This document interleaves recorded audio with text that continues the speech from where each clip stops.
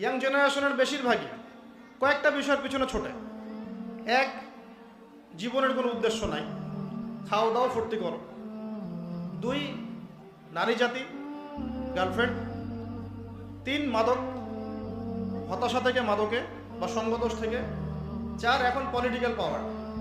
Political পাওয়ার achieve করতে পারলে পরবর্তীতে বড় কিছু হব, এই চিন্তা। এই চারটা পাঁচটা চিন্তার বাইরে আর চিন্তা নাই।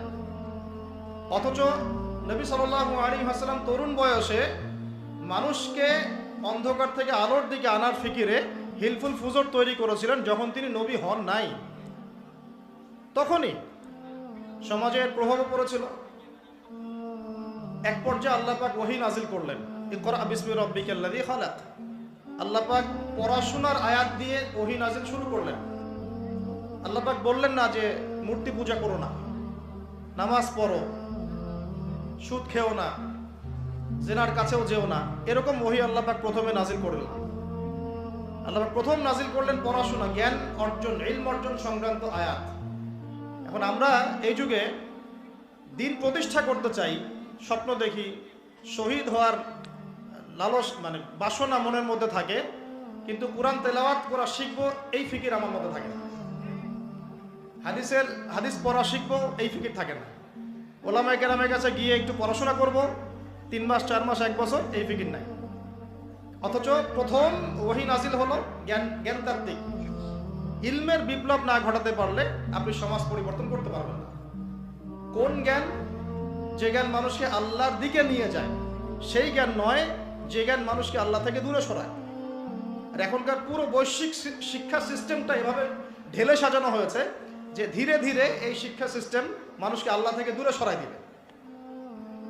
ইল্লা মাশাআল্লাহ, শুধু এর বাইরে যারা ওহী ভিত্তিক জ্ঞান চর্চা করি তাদের কথা আলাদা। বাকি আপনি যে কোনো জায়গায় যান, আস্তে আস্তে আপনি আল্লাহ থেকে দূরে সরবেন। 20 বছর, অনেক দিন বলেছি আপনাদেরকে, 20 বছর পড়াশোনা করেছেন, 20টা কোরআনের সূরা আপনার জানা নাই, 20টা মাসাইল আপনার জানা নাই, কিন্তু 20টা হাদিস আপনি বলতে পারবেন না। ছোট হাদিস, ইন্নামাল আমালু বিন্নিয়াত, আল হায়া শু'বাতুম মিনাল ঈমান, এই ধরনের ছোট ছোট হাদিসগুলো আপনি বলতে পারবেন না। 20টা পারবেন না, 20 বছর পড়াশোনা করেছেন। 20 জন সাহাবীর নাম আপনি বলতে পারবেন না, ইল্লা মাশাআল্লাহ। আশারায়ে মুবাশশারার 10 জন সাহাবীর নাম এই যুব সমাজের বেশিরভাগই বলতে পারবে না। 10 জন ফুটবল প্লেয়ারের নাম জিজ্ঞাসা করেন, 10 জন নায়কের নাম জিজ্ঞাসা করেন, নায়িকার নাম জিজ্ঞাসা করেন, ফটফট করে বলে দিন। এখনো ঠিক বলে দাঁত কেলিয়ে হাসছে। ননসেন্স, কমন সেন্স নাই, কমন সেন্স নাই। যে কথাটা তো তার কলিজার মধ্যে নেওয়া উচিত ছিল, তাই তো? যে আমি 20 বছরে 20 জন সাহাবীর নাম শিখতে পারলাম না, কি করলাম 20 বছর?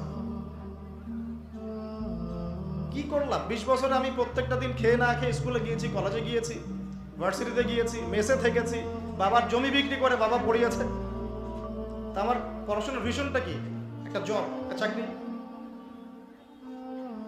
এটা তো দুনিয়াবি শিক্ষার কথা গেল। দ্বীনি ইলমের জ্ঞানও যদি কেউ দুনিয়ার উদ্দেশ্যে শেখে, জাহান্নামে যাবে।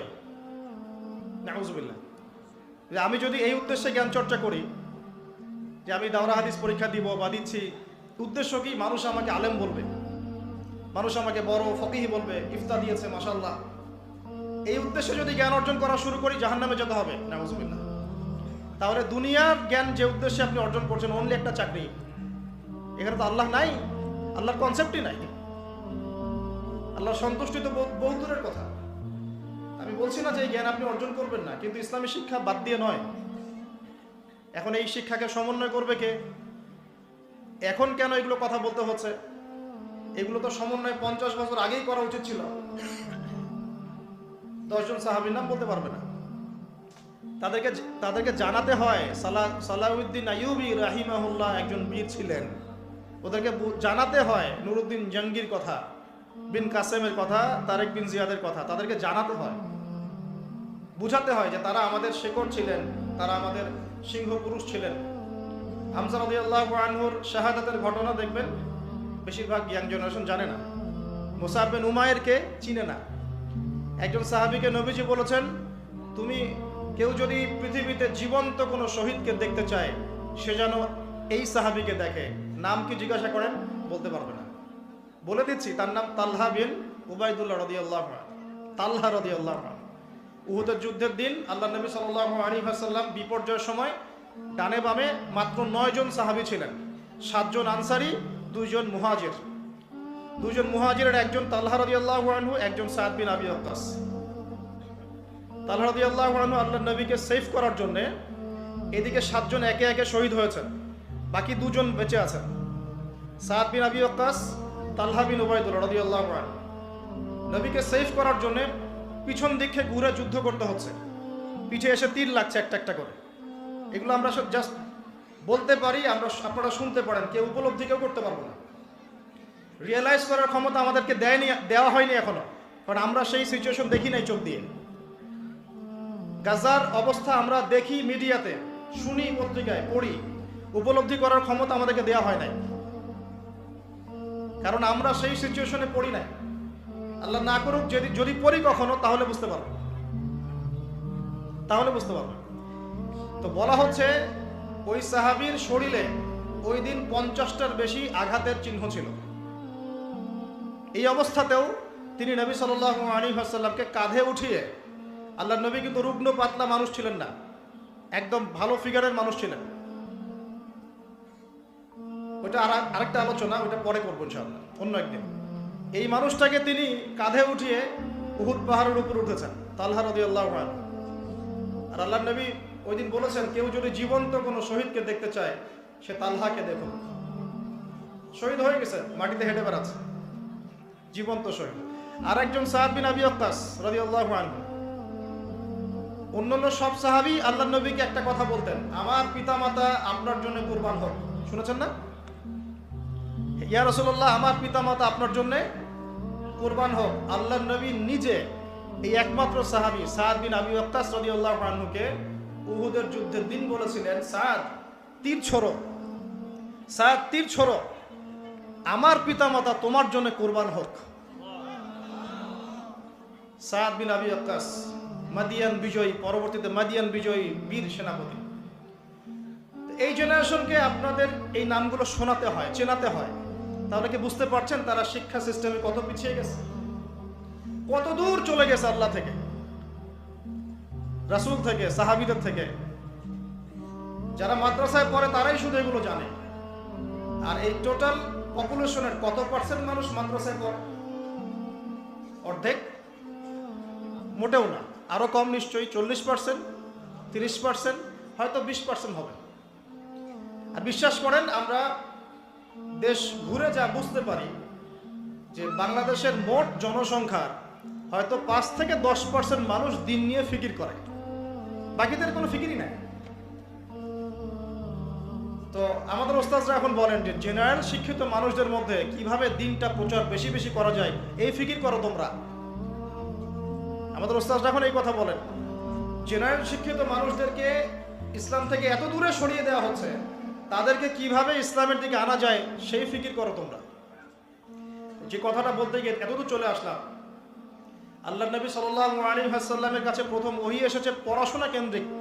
অতএব আমাদের সবার আজকের প্রথম লেসন, নসিহত হচ্ছে, শিক্ষাটা হচ্ছে, দিনের যদি বিজয়ে আপনি চান, নিজের যদি ইহকালীন কল্যাণ চান, পরকালীন মুক্তি চান, বা আমরা চাই, তাহলে লেখাপড়া করার কোনো বিকল্প নাই।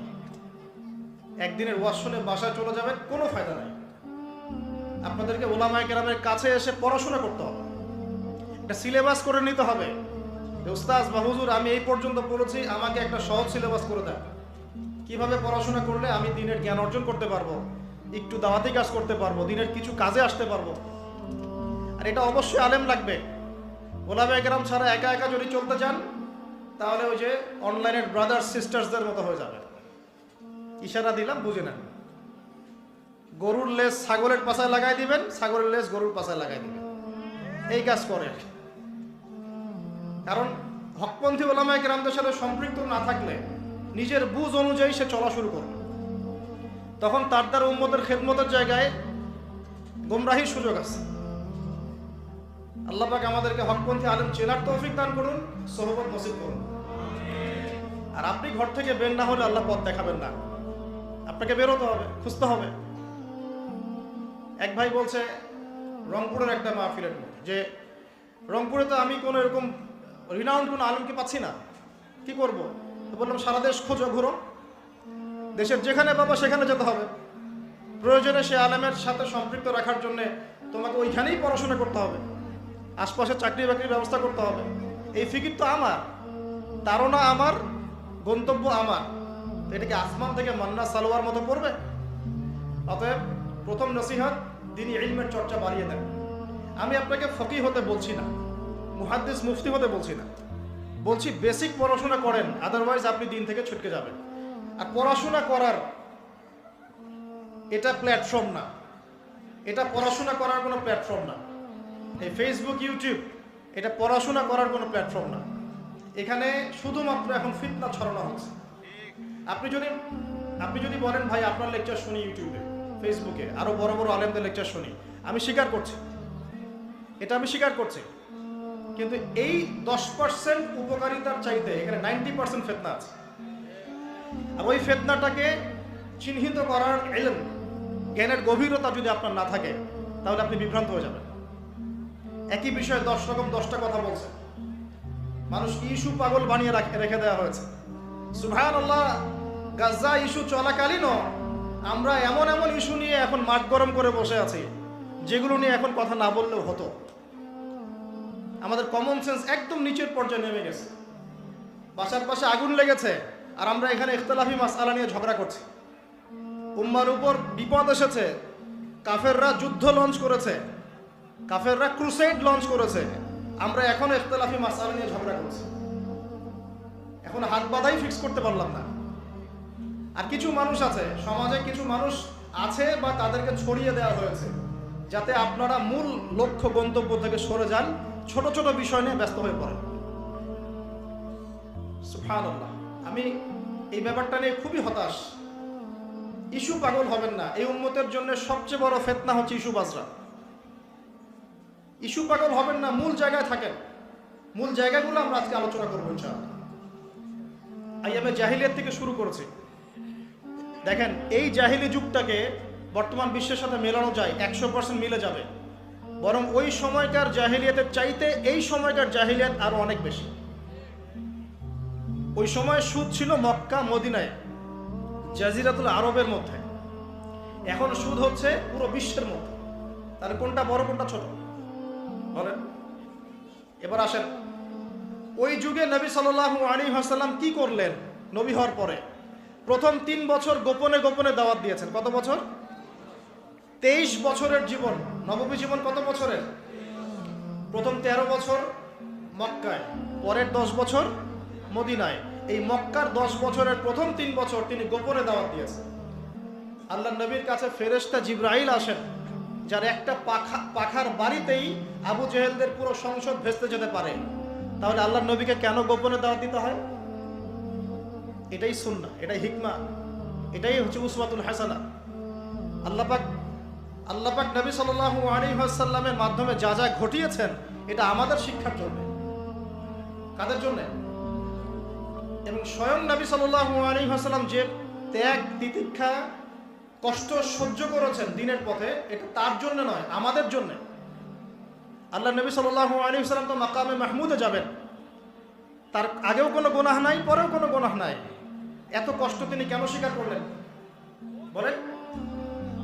আমাদের জন্য, আমাদের জন্য। এটা আপনি বুঝবেন, একটা এক্সাম্পল দিয়ে বুঝবেন। একটা পরিবার একজন কর্তা আছেন, চাকরি বাকরি করেন, ব্যবসা করেন, তারপরে পরিবারের চাপ ফেস করেন, পরিবারের পরিবেশ ভালো থাকে না, কষ্ট সহ্য করেন। জিজ্ঞাসা করে দেখবেন তাকে, আপনি এত কষ্ট কেন করছেন? বলবে আমি সন্তানের জন্য করছি। কিসের জন্য? সন্তানের জন্য। এখান থেকে একটু বুঝে নেন, নবী সাল্লাল্লাহু আলাইহি ওয়াসাল্লামের এই পুরো পরিশ্রম, শ্রম, ত্যাগ, তিতিক্ষা মূলত কাদের জন্য? উম্মতের জন্য।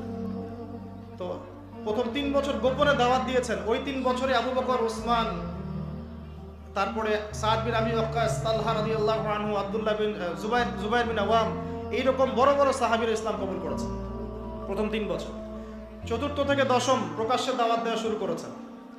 যখনই প্রকাশ্যে দাওয়াতি কাজ শুরু করেছেন, তখনই অবর্ণনীয় নির্যাতন নেমে এসেছে। আমি বলেছি তাকে প্রায় 15 বার হত্যা করার চেষ্টা করা হয়েছে। মানুষ তাকে প্রায় 15-16টা গালি দিয়েছে, যার আগেও কোনো গুনাহ নাই, পরেও কোনো গুনাহ নাই। বেলাল রাদিয়াল্লাহু আনহুর নির্যাতনের ঘটনা আপনারা জানেন। রৌদ্রের মধ্যে শুইয়ে দেওয়া হয়েছে, পিঠের মধ্যে চাবুক মারা হয়েছে, আর তিনি বলেছেন শুধু আহাদুল আহাদ, যিনি এক তিনি এক। আল্লাহ পাকের কাছে এত পছন্দ হয়েছে শব্দটা, আল্লাহ পাক নিজের ডেফিনেশন দিয়েছেন, আল্লাহ কে? কুল হু আল্লাহু আহাদ, বলুন আল্লাহ হচ্ছেন আহাদ। যেই বেলাল রাদিয়াল্লাহু আনহুকে মক্কায় নির্যাতন করা হয়েছিল, তাকে আল্লাহ পাক এমন সম্মান দিয়েছেন, কয়েক বছর পরে তিনি কাবা ঘরের ছাদে উঠে আজান দিয়েছেন। মুসআব বিন উমাইর এমন পারফিউম ব্যবহার করেন যে পারফিউমের দাম এখন মনে হয় কোটি টাকার মতো হবে। সব ছেড়ে দিয়েছেন এই দিনের জন্য।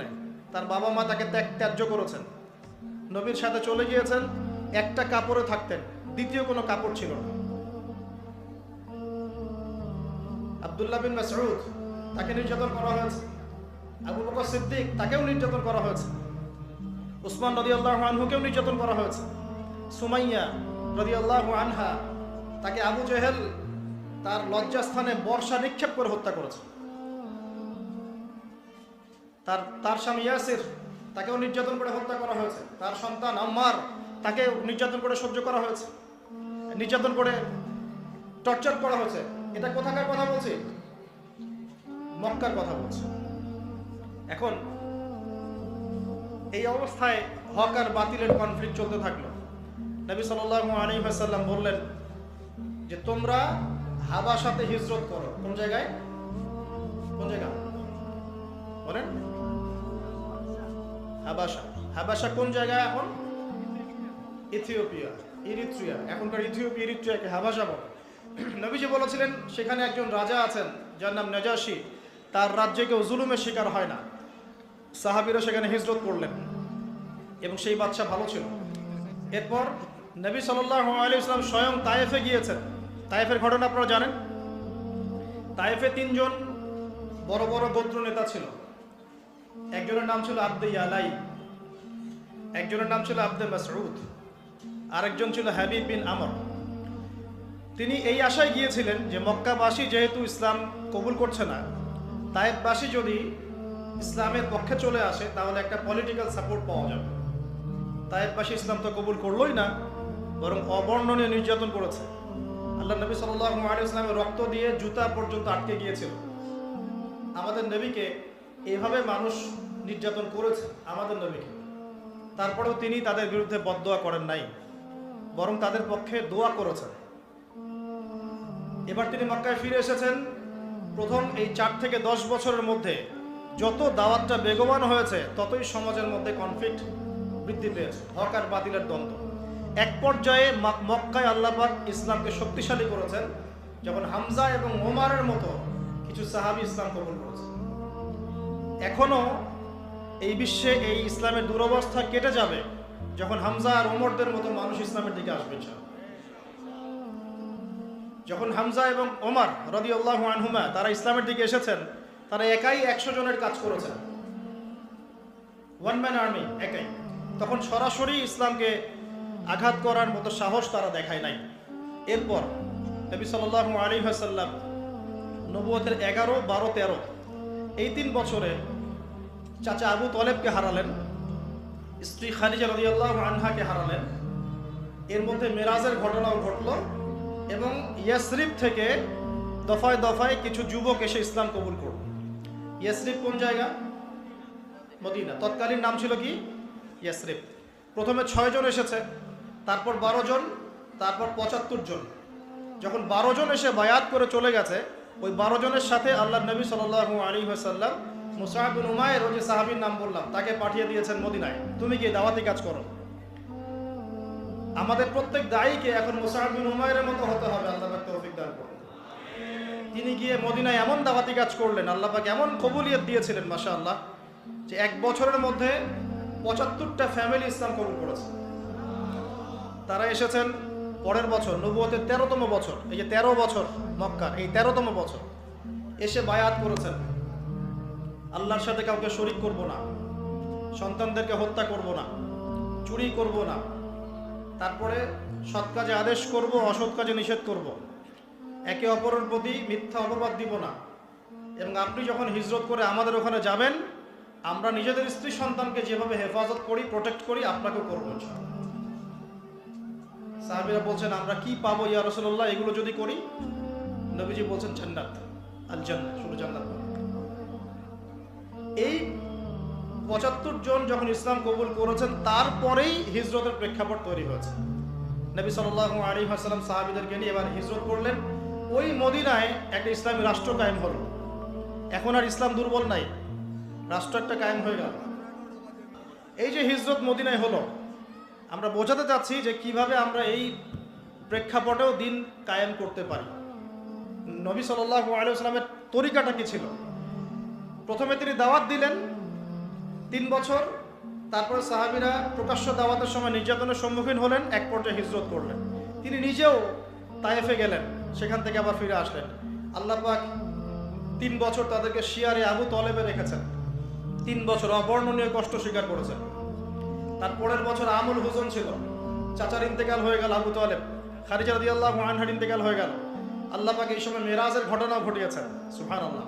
তারপরে 3 বছর ব্যাক টু ব্যাক 6 জন, 12 জন, 75 জন ইসলাম কবুল করলেন। মদিনায় হিজরতের প্রেক্ষাপট সৃষ্টি হলো, ইসলামী রাষ্ট্র মক্কায় কায়েম হলো না, আল্লাহ পাক মদিনাকে কবুল করলেন, সুবহানাল্লাহ।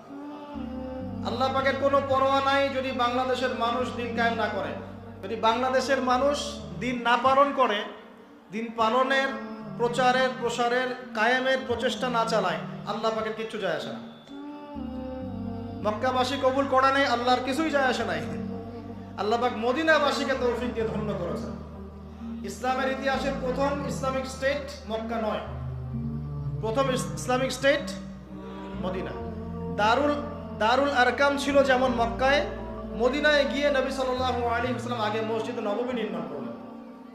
জ্ঞান চর্চা, ওই যে প্রথমে বলেছি ইলমের চর্চা, কিন্তু ফাংশন চেঞ্জ হলো। কিরকম চেঞ্জ হলো? দারুল আরকাম শুধু দিনই জ্ঞান শিক্ষা, তাসকিয়া, দাওয়াত, এই মেহনতের একটা মার্কাজ ছিল। কিন্তু মসজিদ নববী শুধুমাত্র দাওয়াতের মার্কাজ ছিল না, বরং ওই মার্কাজ থেকে জিহাদের মুভমেন্টগুলো হয়েছে। পার্থক্য বুঝতে পারছেন? ওইখানে মসজিদ নববী কিন্তু শুধুমাত্র দাওয়াত, ইলমের প্রচার প্রসার, তাসকিয়ার মার্কাজ নয়। ওখান থেকেই পররাষ্ট্র নীতি অবলম্বন করা হচ্ছে, ওটা একটা সংসদের রূপে কাজ করছে।